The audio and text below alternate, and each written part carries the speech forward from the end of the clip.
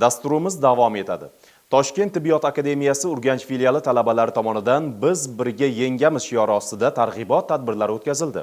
Navbatdagi lavhamiz shu mavzuda.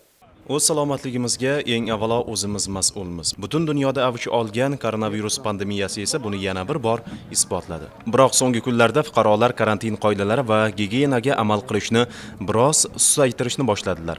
Toshkent tibbiyot akademiyasi Urganch filiali Yoshlar ittifoqi boshlang'ich tashkiloti tashabbusi bilan tashkil etilgan targ'ibot aksiyasida ko'ngilli talabalar ishtirok etmoqda.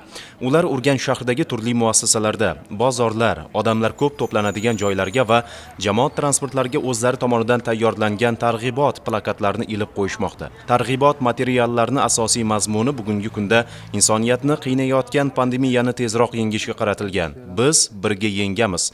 Niqob taqing, ijtimoiy masofani saqlang, shaxsiy gigiyenaga amal qiling kabi yozuvlar bitilgan. Pandemiya sharoitida bilamizki, jamoat transportlarining ham harakatlanishiga ruxsat etildi.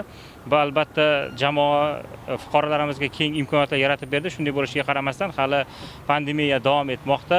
Ushbu pandemiyani yanada kamaytirish maqsadida volontyorlar guruhi o'zlarining tashabbuslari bilan karantin qoidalarini aholiga yana bir karra eslatish maqsadida o'zimizning tarqatma bannerlarimiz yoki tarqatma tashviqot ishlarimizni amalga oshirdik. Umid qilamizki, bu aholimizga shu pandemiyani yengishda o'ziga xos ko'mak vazifasini o'taydi. Talabalar tomonidan o'tkazilayotgan mazkur tadbirlar aholi o'rtasida yana bir bor sergaklikni kuchaytirish, o'zi va atrofidagi insonlar salomatligiga bo'lgan mas'uliyatni oshirishga xizmat qiladi.